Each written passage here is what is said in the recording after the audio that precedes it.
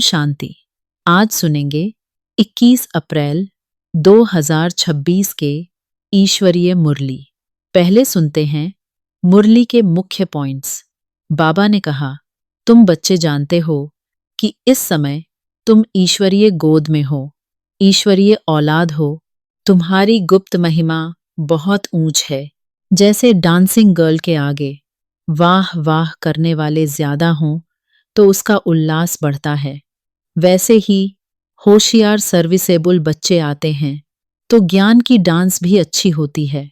बाबा ने कहा, तुम बच्चों को रूहानी हॉबी डालनी है, याद में रहने की। याद से ही खुशी बढ़ती है और खाद निकलती है। साथ साथ दिव्य अलौकिक कर्म भी करने हैं और सर्विस की भी हॉबी होनी चाहिए। बाबा ने कहा, देह अभिमान आने से अनेक प्रकार के घुटके आ जाते हैं जो योग में रहने नहीं देते। माया अच्छे अच्छे बच्चों को भी गिरा देती है, परंतु घबराओ नहीं, अंत में सब कर्मातीत अवस्था को पा लेंगे। यह कोई नई बात नहीं, कल्प पहले भी हुआ था। बाबा ने कहा, इस पुरानी देह और दुनिया को बुद्धि से भूलो। मुंह है दिन तरफ और लात है रात तरफ। अब घर जाना है, इसलिए घर को याद करो। 3 हिस्सा तुम सुख में रहते हो, इसलिए खुशी का पारा सदा चढ़ा रहे। अब सुनते हैं मुरली को विस्तार से। मुरली का सार। मीठे बच्चे, ज्ञान सागर बाप आए हैं तुम बच्चों के सम्मुख ज्ञान डांस करने। तुम होशियार सर्विसेबल बनो तो ज्ञान की डांस भी अच्छी हो। आज का प्रश्न है, संगम युग पर तुम बच्चे अपने में कौन सी हॉबी डालते हो? उत्तर है, याद में रहने की। यही है रूहानी हॉबी। इस हॉबी के साथ साथ तुम्हें दिव्य और अलौकिक कर्म भी करने हैं। तुम हो ब्राह्मण, तुम्हें सबको सच्ची सच्ची कथा जरूर सुनानी है। सर्विस की भी तुम बच्चों में हॉबी होनी चाहिए। आज का गीत है, धीरज धर मनोवा। ओम शांति। जैसे कोई हॉस्पिटल में बीमार होते हैं तो पेशेंट दुख से छूटने की आश रखते हैं। डॉक्टर से पूछते हैं, क्या हाल है, कब यह बीमारी छूटेगी? वह तो सब हैं हद की बातें, यह है बेहद की बात। बाप आकर बच्चों को राय देते हैं। यह तो बच्चे जान चुके हैं कि बरोबर सुख और दुख का खेल है। यूं तो तुम बच्चों को सतयुग में जाने से भी जास्ती फायदा यहाँ है, क्योंकि जानते हो कि इस समय हम ईश्वरीय गोद में हैं, ईश्वरीय औलाद हैं। इस समय हमारी बहुत ऊंचते ऊंच गुप्त महिमा है। मनुष्य मात्र बाप को शिव, ईश्वर, भगवान भी कहते हैं, परंतु जानते नहीं हैं, बुलाते रहते हैं। ड्रामा अनुसार ही ऐसा हुआ है। ज्ञान और अज्ञान, दिन और रात गाते भी आते हैं, परंतु तमो प्रधान बुद्धि ऐसे बन गए हैं जो अपने को तमो प्रधान समझते ही नहीं हैं। किसकी तकदीर में बाप का वर्षा हो तब तो बुद्धि में बैठ सके। बच्चे जानते हैं कि हम बिल्कुल ही घोर अंधियारे में थे, अब बाप आया है तो कितना सोझरा मिला है। बाप जो नॉलेज समझाते हैं वह कोई भी वेद, शास्त्र, ग्रंथ आदि में नहीं है, वह भी बाप सिद्ध कर बताते हैं। तुम बच्चों को रचता और रचना के आदि मध्य अंत की रोशनी देता हूं, वह फिर प्रायलोप हो जाती है। मेरे बिगर फिर किसको ज्ञान मिल न सके, फिर यह ज्ञान प्रायलोप हो जाता है। समझ में आता है कि कलयुग पास्ट हुआ, फिर 5000 वर्ष बाद रिपीट होगा। यह है नई बात, यह तो शास्त्रों में है नहीं। बाप तो यह नॉलेज सभी को एक जैसी पढ़ाते हैं, परंतु धारणा में नंबरवार हैं। कोई अच्छे सर्विसेबल बच्चे आते हैं तो बाबा का डांस भी ऐसा चलता है। डांसिंग गर्ल के आगे देखने वाले बहुत शौकीन होते हैं, तो वह भी खुशी से बहुत अच्छा डांस करती है। थोड़े बैठे होंगे तो कॉमन रीति से थोड़ा डांस करेगी। वाह वाह करने वाले बहुत होंगे तो उनका भी उल्लास बढ़ेगा। यहाँ भी ऐसे है। मुरली सब बच्चे सुनते हैं, लेकिन सम्मुख सुनने की बात और है ना। यह भी दिखाते हैं कि श्री कृष्ण डांस करता था। डांस कोई वह नहीं, वास्तव में है ज्ञान की डांस। शिव बाबा खुद बताते हैं कि मैं ज्ञान की डांस करने आता हूं, मैं ज्ञान का सागर हूं। तो अच्छी अच्छी पॉइंट्स निकलती हैं। यह है ज्ञान की मुरली, काठ की मुरली नहीं है, पतित पावन।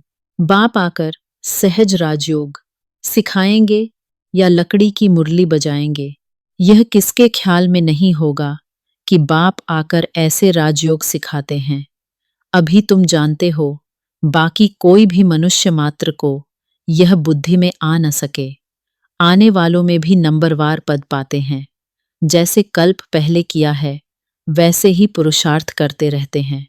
तुम जानते हो कि कल्प पहले मुआफिक बाप आते हैं, आकर बच्चों को सब राज खोल कर बताते हैं। कहते हैं कि मैं भी बंधन में बांधा हुआ हूं। हर एक इस ड्रामा के बंधन में बांधा हुआ है। जो कुछ सतयुग में हुआ था, वही फिर होगा। कितनी अनेक प्रकार की योनियां हैं। सतयुग में इतनी योनियां थोड़े ही होंगी।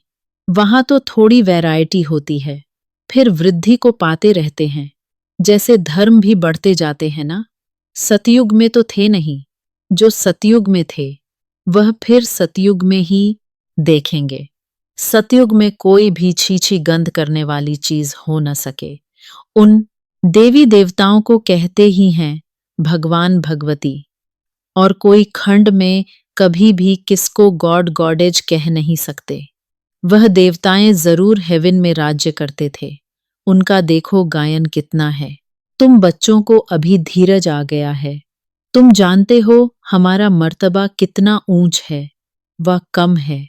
हम इतने मार्क्स से पास होंगे। हर एक अपने को समझ तो सकते हैं, ना कि फलाना अच्छी सर्विस कर रहा है। हाँ, चलते चलते तूफान भी आ जाते हैं। बाप तो कहते हैं कि बच्चों को कोई भी ग्रहचारी तूफान आदि न आए। माया अच्छे अच्छे बच्चों को भी गिरा देती है, तो बाप धीरज देते रहते हैं। बाकी थोड़ा समय है, तुमको सर्विस भी करनी है। स्थापना हो गई, फिर तो जाना ही है। इसमें एक सेकंड भी आगे पीछे नहीं हो सकता। यह राज बच्चे ही समझ सकते हैं। हम ड्रामा के एक्टर्स हैं, इसमें हमारा मुख्य पार्ट है। भारत पर ही हार और जीत का खेल बना हुआ है। भारत ही पावन था। कितनी पीस, प्योरिटी थी। यह कल की ही बात है। कल हमने ही पाठ बजाया था। 5000 वर्ष का पाठ सारा नूधा हुआ है। हम चक्र लगाकर आए हैं। अब फिर बाबा से योग लगाते हैं। बाबा से योग लगाते हैं, इससे ही खाद निकलती है। बाप याद आएगा तो वर्षा भी जरूर याद आएगा। पहले पहले अल्फ को जानना है। बाप कहते हैं तुम मेरे को जानने से मेरे द्वारा सब कुछ जान जाएंगे। ज्ञान तो बड़ा सहज है, 1 सेकंड का। अब फिर भी समझाते रहते हैं, पॉइंट्स देते रहते हैं। मुख्य पॉइंट है मन मनाभव, इसमें ही विघ्न पड़ते हैं। देह अभिमान आ जाने से फिर अनेक प्रकार के घुटके आ जाते हैं। फिर योग में रहने नहीं देते हैं। जैसे भक्ति मार्ग में श्री कृष्ण की याद में बैठते हैं तो बुद्धि कहाँ कहाँ भाग जाती है। भक्ति का अनुभव तो सबको है। इस जन्म की बात है। इस जन्म को जानने से कुछ न कुछ पास्ट जन्म को भी समझ सकते हैं।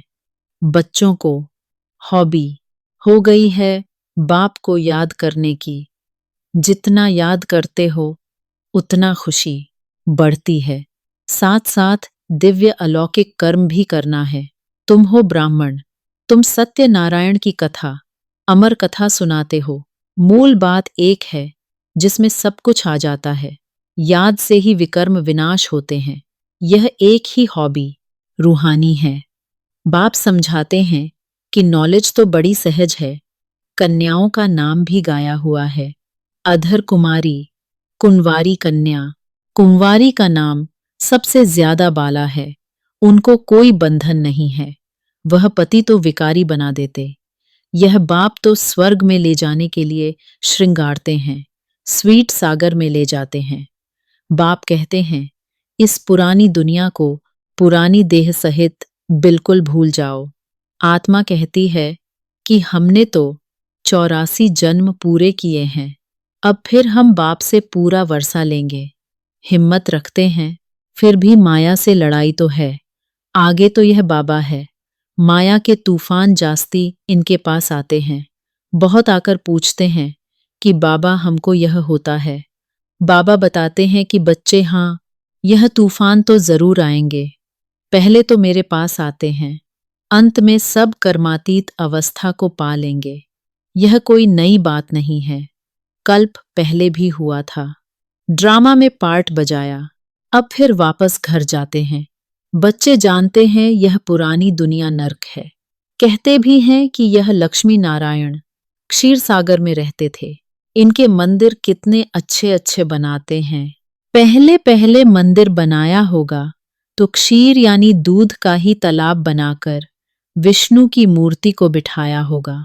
बहुत अच्छे अच्छे चित्र बनाकर पूजा करते थे। उस समय तो बहुत ही सस्ताई थी। बाबा का सब देखा हुआ है। बरोबर यह भारत कितना पवित्र क्षीर का सागर था। दूध घी की जैसे नदियां थीं। यह तो महिमा दे दी है। स्वर्ग का नाम लेते ही मुख पानी होता है। तुम बच्चों को अब ज्ञान का तीसरा नेत्र मिला है तो बुद्धि में समझ आई है। बुद्धि चली जाती है अपने घर, फिर स्वर्ग में आएंगे। वहां सब कुछ नया ही नया होगा। बाबा श्री नारायण की मूर्ति देख बहुत खुश होता था, बहुत प्यार से रखता था। यह नहीं समझता था कि हम ही यह बनूंगा। यह ज्ञान तो अब बाबा से मिला है। तुमको ब्रह्मांड और सृष्टि चक्र के आदि मध्य अंत का ज्ञान है। जानते हो कि हम कैसे चक्र लगाएंगे। बाबा हमको राजयोग सिखला रहे हैं। तुम बच्चों को बहुत खुशी होनी चाहिए। बाकी थोड़ा समय है। शरीर को कुछ न कुछ तो होता रहता है। अब यह तुम्हारा अंतिम जन्म है। अब तुम्हारे सुख के दिन आते हैं। ड्रामा प्लान अनुसार देखते हो कि विनाश सामने खड़ा है। तुमको तीसरा नेत्र मिला है। मूल वतन, सूक्ष्म वतन, स्थूल वतन को अच्छी रीति जानते हो। यह स्वदर्शन चक्र तुम्हारी बुद्धि में फिरता रहता है। खुशी होती है। इस समय हमको बेहद का बाप टीचर बन पढ़ाते हैं, परंतु नई बात होने कारण घड़ी घड़ी भूल जाते हैं। नहीं तो बाबा कहने से ही खुशी का पारा चढ़ जाना चाहिए। राम तीर्थ श्री कृष्ण का भक्त था, तो श्री कृष्ण के दर्शन के लिए कितना करते थे। उसको साक्षात्कार हुआ और खुशी हो गई, परंतु उससे क्या हुआ? मिला तो कुछ भी नहीं। यहां तो तुम बच्चों को खुशी भी है, क्योंकि जानते हो कि 21 जन्म के लिए हम इतना ऊंच पद पाते हैं। 3 हिस्सा तो तुम सुखी रहते हो। अगर आधा आधा हो फिर तो फायदा हुआ नहीं। तुम 3 हिस्सा सुख में रहते हो। तुम्हारे जैसा सुख कोई देख न सके। तुम्हारे लिए तो सुख अपार है। महान सुख में तो दुख का पता नहीं चलता है। संगम पर तुम दोनों को जान सकते हो कि अभी हम दुख से सुख में जा रहे हैं। मुंह है दिन तरफ और लात है रात तरफ। इस दुनिया को लात मारनी है, अर्थात बुद्धि से भूलना है। आत्मा जानती है कि अब वापस घर जाना है। बहुत पाठ बजाया। ऐसे ऐसे अपने साथ बातें करनी होती हैं। अब जितना बाप को याद करेंगे उतना ही कट निकलेगी। जितना बाप की सर्विस पर रह समान बनाएंगे उतना ही बाप का शो करेंगे। बुद्धि में है कि अब घर जाना है तो घर को ही याद करना चाहिए। पुराना मकान गिरता रहता है। अब कहाँ नया मकान, कहाँ पुराना मकान।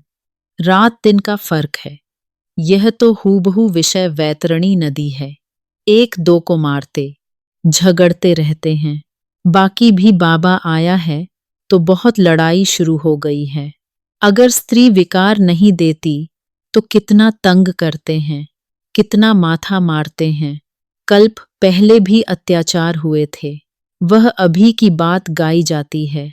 देखते हो कि कितना पुकारती है, वही ड्रामा का पार्ट बज रहा है।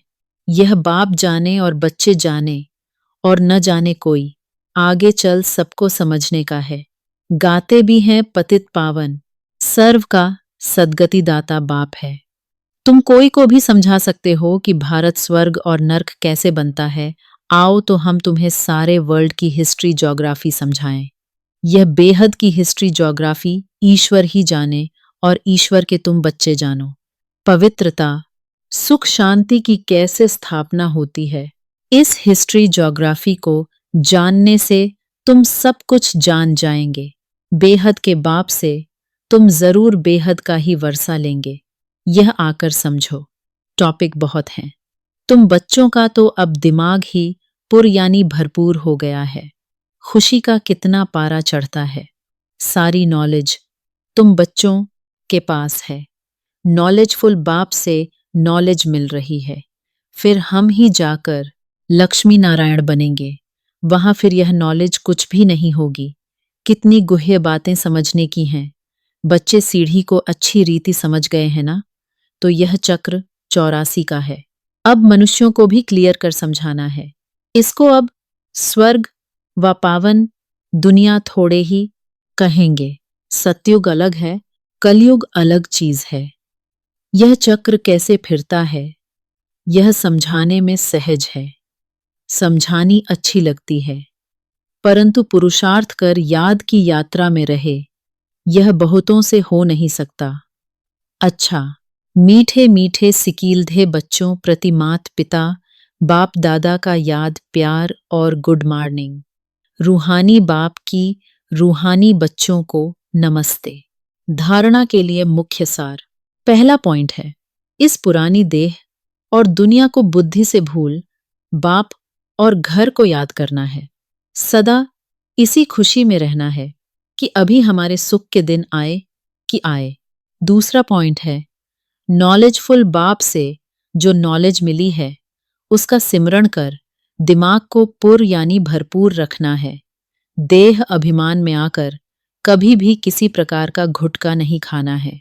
आज का वरदान है, सदा एकरस स्थिति के तख्त पर विराजमान रहने वाले बाप दादा के दिल तख्त नशीन भव। सभी से श्रेष्ठ तख्त बाप दादा के दिल तख्त नशीन बनना है। लेकिन इस तख्त पर बैठने के लिए अचल अडोल एकरस स्थिति का तख्त चाहिए।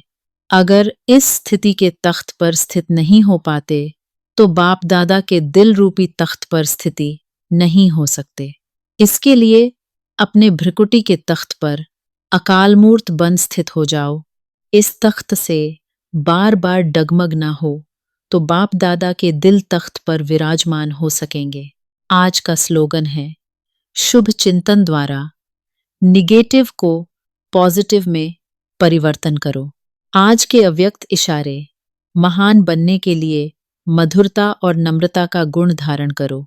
ब्रह्मा बाप अपने हर बच्चे के चेहरे पर एक तो सदा रूहानियत की मुस्कुराहट देखना चाहते हैं और दूसरा मुख से सदा मधुर बोल सुनना चाहते हैं। एक शब्द भी मधुरता के बिना नहीं हो। चेहरे पर रूहानियत हो, मुख में मधुरता हो और मन बुद्धि में सदा शुभ भावना, रहमदिल की भावना, दातापन की भावना हो। हर कदम में फॉलो फादर हो। यही पालना का रिटर्न दो। ओम शांति मीठे बच्चे।